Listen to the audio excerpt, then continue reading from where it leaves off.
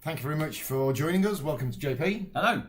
Who's a podcast and driver of people to Essen. Yeah, taxi driver. That's your official title. Official logistics planner, travel company, the whole works.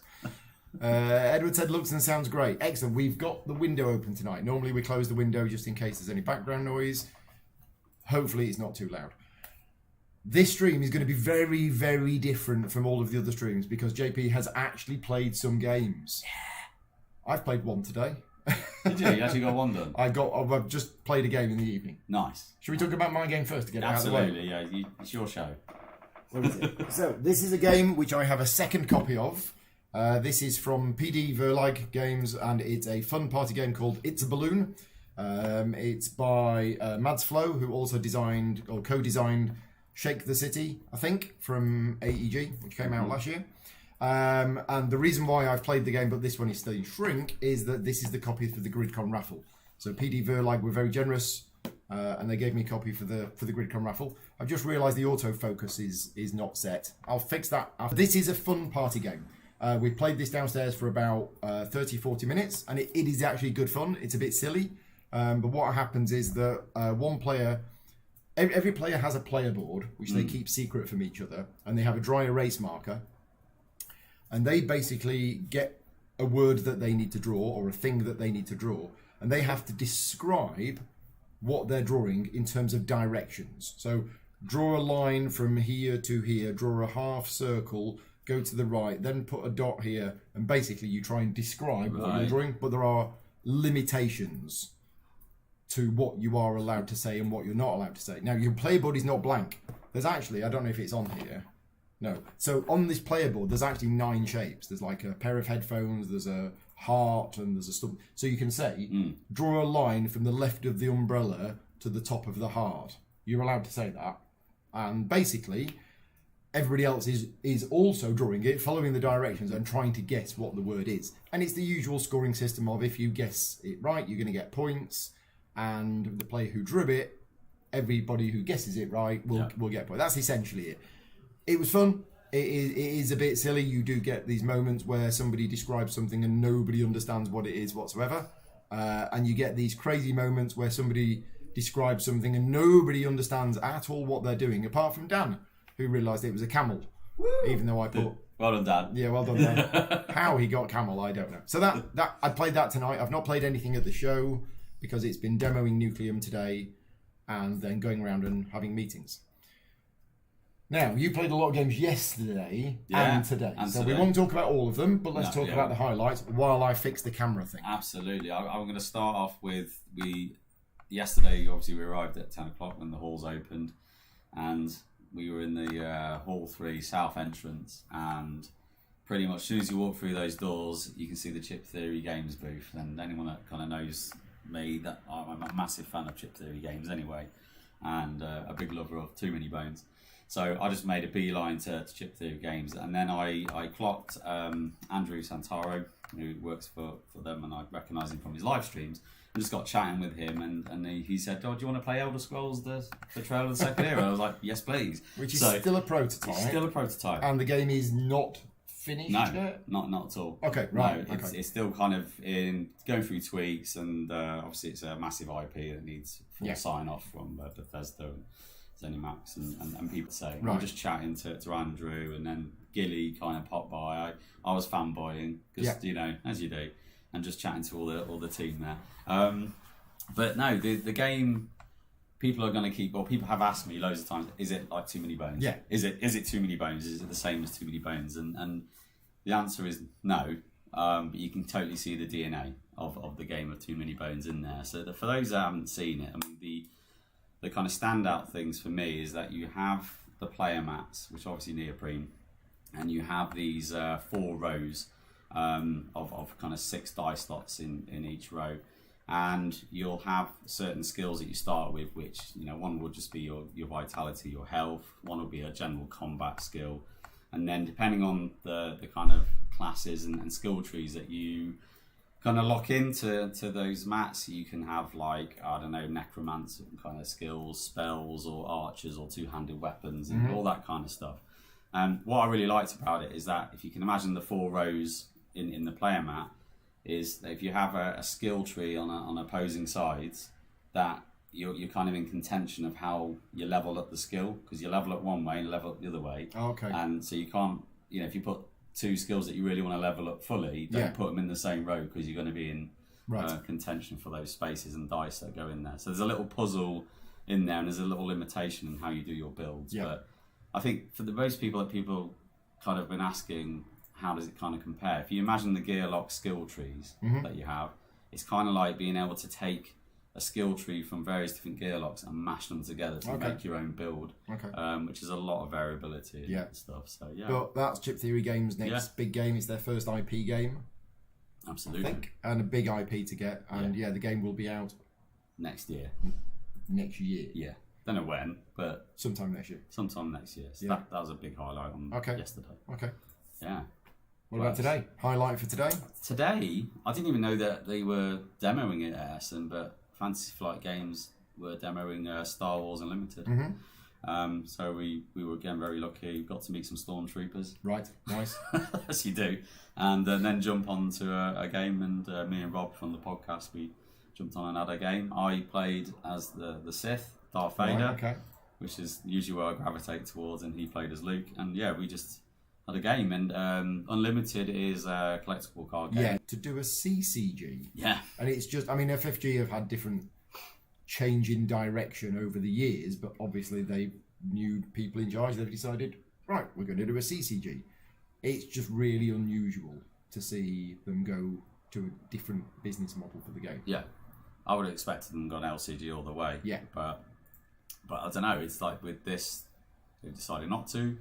But again, the game we just played starter decks or demo starter decks, and it's very fast. It's I've never been one that's massively into Magic or anything like that, so I can't really compare it to many other things. But it's just that very quick, fast gameplay. You'll kind of start the game. You'll have certain cards that are laid down as your resources that you will spend. So you're kind of making a decision out of your hand. What do you want to kind of bury as a resource, and what do you want to play in the future? Right. And then you've kind of got two theatres of combat. You've got your ground, you've got your space. So you're obviously deploying X-wings and stormtroopers or whatever. Right. And then your leader will have an ability which you can kind of trigger and pay costs for, but you can do an epic action once per game. So Darth Vader can then become a unit and just cause mayhem. Right. Okay. Force choking people, doing all the usual stuff, and then obviously retreating when he needs to. Yeah. But it's a lot of fun. They've got a big area set up for that, and obviously it's going to be absolutely huge for them. It's going to be. And I was having a chat with one of my main contacts at Asmodee today, and he said, you'll probably like it. And I was like, I probably will. Probably will, yeah. But I said to him, in all honesty, even if Asmodee or Fantasy Flight Games wanted to sponsor me to do some playthroughs, they wouldn't. No. Because there's no need. This game is going to sell millions. It's going to be absolutely huge. There's no need for anybody to pay for any sponsored coverage or anything like that whatsoever. It's interesting because obviously they did Destiny. Yes, so which is great. Which Destiny's is a brilliant great. game. Really like Destiny. Yeah, I played at UK Games Expo about 4 years ago. Right. And I really enjoyed it, and then obviously it had its challenges. Yeah. It's kind of familiar, but I'd say it's a lot faster because you're not rolling dice or anything. You're literally just playing a card, their turn, back, forth. Yeah. If you are watching us live, please keep the chat going. Yeah, say hi. Because obviously it seems like there's been some video issues. There's nothing I can do about it, unfortunately. I'm borrowing Dan's premium Wi-Fi in the hotel, but the premium Wi-Fi in the hotel is not that great. It's not premium. Okay, Johnny's still here. Yeah, so people are still here in the chat. Just let us know, because otherwise the stream might have died and we don't know about it. There was a comment earlier on as well to say, is the stream from last night anywhere beyond 25 minutes? So I don't quite know what happened last night. The stream was, I think the stream last night was longer than 25 minutes, but there isn't a different link. It is just last night's stream, so I don't know why. I don't know why that wouldn't be available. Hotel Wi-Fi. It's what it is, isn't it? Yeah. William says premium. Premium, yeah. Right, Jonathan is saying you can hear it, but it was 25 to 30 minutes long. Oh, okay. Okay, so I don't know. I mean, if last night's stream is there and we said goodbye and then waved and that was it, then that was it. I don't know, maybe it was only 25, 30 minutes long. Yeah. No, it's your first Essen. It is. You coming again? Yeah, definitely will come again. It's a long way. I mean, we drove, and that was obviously a bit of a trek, but it kind of made it more cost efficient because we were kind of travelling in bulk. There's supposed to be 6 of us, but five of us turned up. Right. To kind of come across. But yeah, definitely come again. Will I come every year? Don't think so. Because it's a long way. It's a lot of... I mean, it's costly. Yeah. Right? You've got the time off work. Yeah. You've got the fuel and everything to get here. Yeah. You've got the channel or the ferry. Yeah.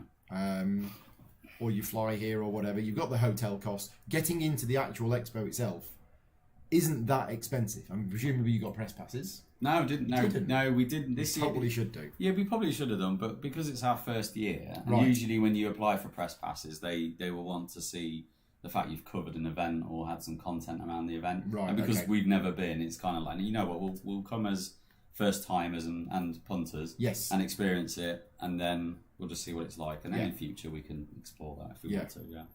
Yeah. So Edward's in the chat. TK King. The game that he's helped design is Galactic Cruise. Oh, okay. Yeah. Which has been described to me from somebody who has played it today as it looks like a Lacerda, it feels like a Lacerda. You going to check it out? Yeah. Have you seen it yet? No, I've heard of it. So it's at Dranda Games in Hall 3. Hall 3. They are doing the UK publication of it. Yeah. But yeah, definitely. We're down for that. Tool artwork. Yeah. I've seen the box and art. graphic design. Yeah, the box art's gorgeous. Looks great. So yeah, I've know of people that have played it, but I haven't sat down and spoken to anybody in details about it. Not that I want to. Yeah. Because I'm going to be doing some rulebook work on the game, which means I want to go into it cold. Yeah, it's the best way. So I kind of don't want to know anything about the game because I kind of, just want to sort of read through the rulebook and see if I can learn it from the rulebook. Yeah, we have a busy day tomorrow, but we do have a bit of time in the afternoon. So yeah, we'll come check that out. Right. Tomorrow for me is going to be demoing Nucleum again all day, but I have fewer meetings tomorrow because I'm at that meet and play event. So if you are at Essen and you want to come and see me tomorrow, I will be at the meet and play event, which is outside Hall 3, between 3 p.m. and 5 p.m. Because coming to see me at the board and dice booth when I'm literally non-stop talking for about 4 hours is a bit tricky. But yeah, I'm going to be at that meet and play event for 2 hours, and I'm not planning on playing anything. I'm just planning on being there and chatting to people and everything else. And then I probably want to come back early tomorrow. I'll be picking up some more games, but then I'm planning on getting back tomorrow because today it was a bit too hot. I was really struggling today with the heat and walking around the halls with heavy bags and having to talk from one person to another. Yeah, the Nucleum demos have been going really well. Good. I like to think I'm quite good at demoing heavy games, and especially when I've demoed it 6 times over the last 2 days, I get into a routine. And the first demo that I did on the Thursday morning was the roughest one that I did. Mm-hmm. But by the end of Thursday, I'd got into a routine, and I sort of throw in the odd, joke. And I've grown the demo over the last 2 days, so nice. I'm now really happy with that. You're playing that tomorrow at 11:30. 11:30. Yeah, looking forward to it. You're in the second game tomorrow. Yeah, bring it on. Right, games that I've picked up today. So, first one is an expansion. This is another Concordia expansion, which if you don't like Concordia, you'll be like, oh god, not another expansion. And if you love Concordia, you'll be like, brilliant, another expansion. So this is Roma and Sicilia. It's a double-sided board. Don't know what the player count is for either of these maps. But yeah, I mean, it's Concordia. It's a great game. I've got everything for Concordia. So more maps is always good. Yeah. And it's nice that they are still supporting the game with extra stuff. Also from PD Verlag was the It's a Balloon that I've mentioned. And they kindly gave me a copy of this. Now, this is a Pictures expansion. It is the USA Pictures expansion. But it's basically more Pictures. And I really like Pictures. Pictures was a game which won the Spiel des Jahres, I think. But I didn't play it until last year. When local friends of mine brought their copy around and we played it. And since then I've played it quite a few times with families, gamers and everything else. So I really like Pictures. And I think this is just more cards. 55 cards. Oh no, there's some more materials as well. I'm going to do an unboxing. Do it. I'm Impromptu unboxing. Totally everyone. doing an unboxing. Unboxing. Let's get the overhead camera on. There you go. Your full studio setup. Yeah, I'm actually still at home. I'm pretending that I'm at Yeah. Essen, Yeah. and I'm actually still at home. It's Exactly. much cheaper. I thought Essen was your house. Okay, no, there is more stuff. So it is more cards, but there's extra stuff. There's some dice. There's who knows? Right. Okay. So yeah, it is more than just cards. But yeah, thank you very much to PD Verlag for that. Because to be fair, as a reviewer, even though I'm not really a reviewer, where's the bunnies? There you go. I'm not really a reviewer anymore. I don't do review videos. I don't do written reviews. I talk about games in my monthly video log and things like that.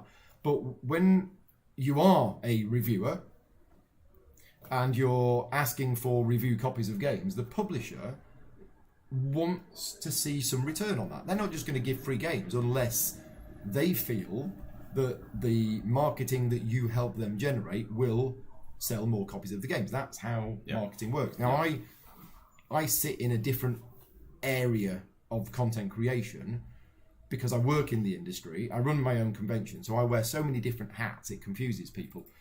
And with people like PD Verlag, who I've had a relationship with for a few years, they know that I'm going to talk about this now, but that's it. I'm not going to be doing a playthrough video of this. I'm not going to be covering this on the channel or anything like that. But Pictures is in the GridCon library, and it'll be good to add this to the GridCon library. Nice. And I've introduced Pictures to a number of other people over the last sort of 18 months that they sort of said, well, thank you for doing that. Here's a copy of this. Yeah. But I think they only would do that because I'm a known name in the industry. Yeah. You know, no disrespect. No. If you went to them and said, hi, my name's JP, I've taught Pictures to a load of my mates, can I have a free expansion? Let's say bugger off JP. Exactly. Yeah. Exactly. No, fair play. Especially because of what I told them about it. Yeah, exactly. Don't tell them you know me. So, Lookout Games. One of the hottest games, Yes. which is being played a lot and being talked about a lot. This is Forest Shuffle. I haven't played this yet, but everybody I know who's played this game has said mostly positive things about it. Mm-hmm. And this is an unopened copy of Forest Shuffle. Nice.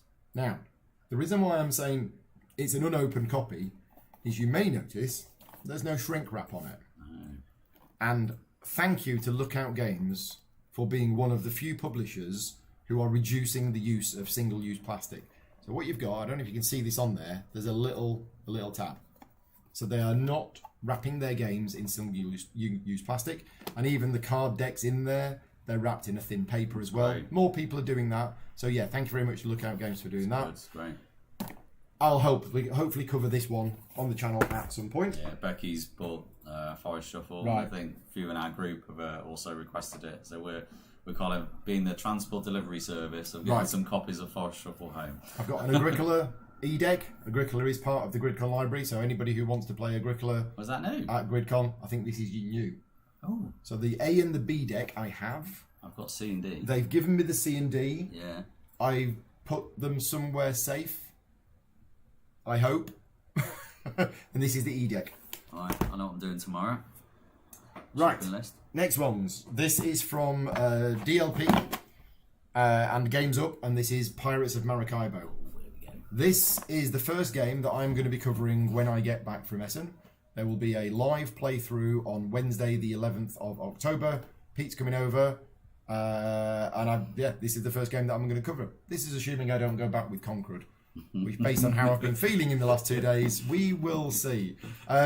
So, Pirates of Maracaibo, not just designed by Alexander Pfister, but also Ryan Hendrickson and Ralph. I don't actually know how Ralph pronounces his surname. It's either Beinert. Sorry, Ralph. I don't know how to pronounce your surname. To me, it's just Ralph. Yeah. But anyway, yeah, this is based on Maracaibo. I think it's a shorter, lighter version of Maracaibo. We'll find out. I mean, it says features a unique tile independently playable with this game, but also with Maracaibo.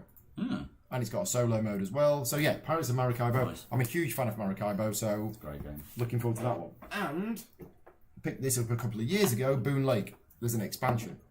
So I've covered Boone Lake on the channel. We were talking about this earlier. Alexander Pfister is one of my favourite designers. I don't know how high up because I've not actually rated my designers. That'll be a future show. But I really like Boon Lake. I know a lot of people didn't like it. Not played it yet. I'm glad to see it getting an expansion. Yeah. I swung by the Game Builders booth as well. So, Andreas Odenhall and Uwe Rosenberg, and I think it's Mike Keller. Is it Mike Keller? It just says Mike on the front cover. I think it's Mike Keller. It's just down as Mike. Yeah, I think it is. Yeah. They've co-designed this. This is, as I called it, Planet Nubo. It's not Planet Nubo, it's Planter Nubo. So Planter Nubo, heard lots and lots of good things about this. Got the English rulebook, which they almost forgot to give me. So I don't know much about it other than lots of people have been saying it's been really good. I knew enough about it, and because of the designer pedigree, I reached out to them, and they've given me 2 copies of it. One for me and one for the charity raffle at GridCon. So it's really nice that the charity raffle at GridCon is actually going to contain some new hot titles for Messen. So a big thank you to Oda and the team at the Game Builders, because obviously giving me a copy to cover on the channel is one thing. Giving me a copy for the charity raffle when they could probably sell that copy this weekend. Yeah, so yeah, thank you very much. Thank you very much for that. I think that is everything. I think that's everything that I've picked up today. Yeah, I'm looking around. Apart from the C and the D deck, which I don't know where it is. One quick thing I wanted to say is that a couple of days ago, somebody asked me if I bump into Daniele Tascini to ask him what he's up to. If you were that person, I bumped into him today, so I specifically asked him what he's up to. He doesn't have any new game out this year. He said he has one game coming out next year, which he said he's with a small publisher. He did tell me the publisher. I can't remember what it was. But he said he's got potentially 4 games coming out in 2025. Wow. So if you are a Daniele Tascini fan, then he is working on stuff, and yeah, that's that. Busy guy. Yeah. Has anybody got any questions? Anything else you want to talk about? Pick another game that you played that's... Because they were the highlight. Have you played a bad game? Have you played a game that either you didn't like or somebody in the group didn't like? Yeah, I would say we played, probably controversial, but we played the prototype of Dying Light. Right. Glass Cannons. Glass Cannons was going to be their second game, but then Apex Legends. Yeah. Now, Dying Light is based on another computer game IP that I know nothing about, but it's zombies. It's zombies, parkour. Oh, Dan's piped up. One of my favourite video games. One of his favourite video games. Be careful, Dan might shoot me. Yeah. So, never played the video game, so I'm probably not the target market or audience for the game.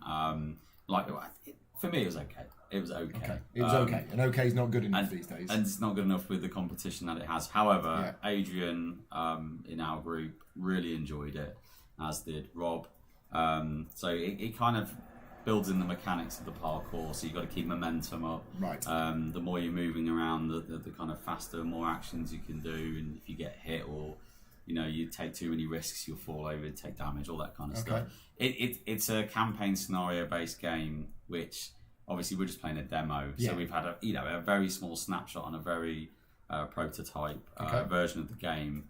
But in my head, I'm like comparing it, even though it's nothing like Apex Legends, but I'm comparing it to the experience I had when I played Apex, First Land Yours, and that game blew me away. Right. And so it didn't give me the strong feels, but hey, that's what.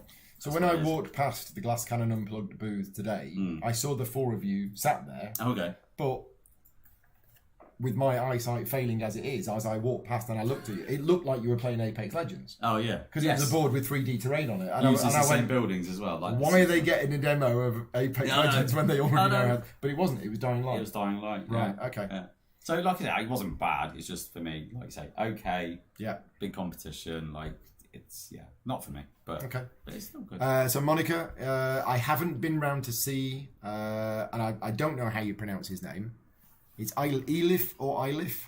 I talk to him on Messenger all the time, so I don't actually know how to pronounce his name. I haven't been round to see him yet. I've seen him a couple of times, but I've not gone by to say hello. But when I do, if I remember, I will say hello from you. There's a guy called Dan in the chat. Don't know who he is. Stop heckling. What was the? I saw something from Stephen. It was Stephen. He said about the board and dice booth. There we go. So yeah, board and dice are actually running demos of a game called Windmill Valley. I think it's Windmill Valley. Right. It's designed by Danny Garcia, who is the designer of Barcelona, and they've got a fairly advanced prototype copy of the game, and they're doing demos of that at the board and dice booth. I don't know anything about the game other than what it's called, and that Danny's the designer, and it was there on the table. So I can't tell you anything about it really, but other people might be able to tell you something about it. Monica says second one is the closest. I can't remember what the second one was. Did I say Elif or Ilif? I can't remember. Monica, is it an E or is it an I? Yeah. Let me know, because I can't remember which one I said. There's another question about hidden gems. So this is more a question for you. Have you been going for the big titles that you knew about, or have you taken a wander around some of the smaller halls to see that, oh, there's a game, I'd never heard of this game. Have you had a chance to do any of that yet? Yeah, we a little bit. I think some of the others have done that more, and kind of been a bit more open to just going, that looks interesting, let's sit and play it. Right. The one game that calls out to me was this morning. We played Pax Illuminati. I've never played a PAX game. Okay. So I didn't really know what to expect. So I've kind of come in and gone, okay. What's all this about? Yeah. What's all this about? It's cards. And yeah, that was quite an interesting game. Very crunchy for what it was. It comes in a really tiny box. And I was expecting, because I've heard of Pax Renaissance, I've heard of Pax Premier. Although Premier is a smallish box, isn't it? Different design. Yeah. And that was really good. Really crunchy. Okay. Kind of... Weirdly, it's obviously about the Illuminati. You got the lodges of the Freemasons and different aspects there. But it's kind of like 4X, but with cards. Okay. So you're kind of playing there, exploiting, extorting, and influencing and doing all sorts of things. With a nice chaining mechanism that you use when playing cards. So you kind of do you want to play your cards onto the board to kind of build lodges and get kind of area control, or do you want to kind of keep them to do really big combo chains as well? So there's a lot going on for not a massive big box game. So that was quite interesting. Okay. Question in the chat: how does one sign up for the board and dice demos? So board and dice are not doing any sign-ups for their demo table. You just turn up and you find a table where people look like they're finishing, and you hop on the table and you play the game. My table is slightly different. My table, when I'm there, I am taking bookings, and all of the slots are fully booked. So it's been very confusing for a lot of people, because they're like, me saying, no, you don't need to book space, you just turn up, and then like, well, you've got a booking system, can I book with you? No, I'm full, but only until 2 o'clock. After 2 o'clock you can come. Well, can we book for that? No, there's no bookings for this table, except when I'm here. And it's been a bit confusing for people for me to say that. So yeah, if you want a demo of any of the games from Board and Dice, if you want me to demo to you, unfortunately, I am fully booked, but all of the other tables you can just drop in. Paul Linkhouse in the chat. Good evening, Paul. Any thoughts on Kutnahora, the City of Silver?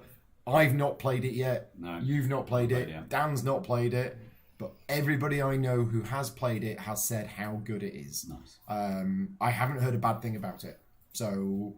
And that buzz was going around since UK Games Expo. They were running demos of it at UK Games Expo, and everything I was hearing about the game was all positive, and even now it's all positive. There's a group playing it downstairs in the bar area, and they're enjoying it as well. So yeah, it looks like it's going to be a great game based on what everybody is saying about it. Is Dorf Romantic Duel being demoed? I don't know. Dorf Romantic is a game that's passed me by. I was made aware that there is a dual version out, but I don't know if it is actually out or not yet. What else have we got? I think that's it. Feels like we've got more to... Oh, no, there is one more thing. What have we got? I've got some more Jaffa cakes. Oh. Yeah. Check these out. He's gone to his stash. I've gone to my stash. He's coming back. So this is from Stevie again, who gave us the cola flavoured Jaffa cakes. You want cola flavour? You can have one. You can take one with you. Yeah. Right. This is I'm down for that. Passion fruit flavoured Jaffa cakes. Oh. So it's going to be the taste test. This is it. Thank you very much. Do you want one, Dan? No, I'm alright, thank you. I'll trust your taste. You sure? Skills. Verdict? Yeah. Nice. Very nice. Is it better than the cola? Yeah. Did you enjoy the cola? I enjoyed the cola. It was a bit different. Okay. Yeah. Thumbs up. Thumbs up for that one. Very good. I'm trying to eat healthier these days and go to the gym. Yeah. How's that going this week? McDonald's pizza. I know. The amount of edible gifts that I've been given by supporters and people who watch the channel. Thank you very much. It's really appreciated. Because I've said to people for quite a while now that I'm uncomfortable with receiving gifts. And I don't want things. Yeah. My house is full of things. And I want fewer things and I want to be getting rid of things. But edible gifts are fine. Yeah. And they naturally go, don't they? Well, yeah, I've been given so many gifts. So thank you very much to all of the people for their kind chocolates and cookies and everything that I've been given. And also, thank you very much to everybody who's come up to me and either just, wanted to get a photo or just wanted to say, thank you very much for the channel. It's been humbling to see how many people just have stopped me and said thank you very much for all of your. You'd think that I get 20,000 views per video, based on the number of people that. I mean, I'm not bragging here. It's about 25 to 30 people a day that have been brilliant. Stopping me just as I walk past or as I'm eating my sandwich outside, and thank you very much for that because it makes me. Obviously, I make the videos. People watch the videos. I know people find them useful, but actually having random strangers who I don't know bump into me and say thank you very much for all your videos, they really help. That's really, really nice to hear. So it must be hard, like when because you're at home a lot doing the content creation. Yeah. And it's only at the kind of expos or conventions that you kind of mingle more and see the interact with the audience, right? Yeah. So that's fantastic. You get the people who leave you comments on the videos you and say do, thank you very much, and I go, yeah, that's great, thank you very much. Yeah. But actually, people coming up and saying, this has been great. Yeah, you can't beat that feeling. So that's been really nice to have that today. There was one point actually, I think, in between two of my demos of Nucleum that I was doing. I think there was a queue of people. There was a queue of 3 people, all of which who wanted you to say hello, have me photo taken. Next one, photo taken. And it was like I was some massive celebrity or something. It was just it was just a bit weird. Yeah. There's issues at Essen this year, logistic issues with parking and crowd control and things like that. I've been mostly unaffected by those because I'm not driving in. Are you driving in each day, or are you? No. So you've parked the car at the hotel. Parked the car at the hotel on Wednesday evening, and thought I don't want to see that car for at least 3 or 4 days, having spent 12 hours in it. So you're just getting on the U11 each morning? Yeah. What time are you getting there then? Well, the first day we got there early. It was absolutely fine. So we kind of arrived at 9ish. Yeah. And then realised, we have to wait around quite a while for 10. But this morning we kind of left it a bit late. We had a late breakfast. Yeah. Rolled into the station. Went, oh my god! Yeah. How many people? Yeah. And then we walked. Right. You walked? Yeah, we walked. So it's how far? It's about 35-40 minutes. Okay.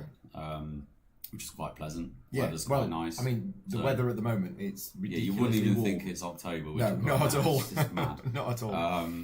So we walked, and I think one of our group got one of those electric scooters. Oh right, okay. Which was really handy. I've never used one of those. No, I've never. I kind of want to, but Davey, he got an electric scooter, and it was really useful because he got into the Mind Clash queue and got us a demo for Perseverance for tomorrow. So excellent. Thank you, Davey.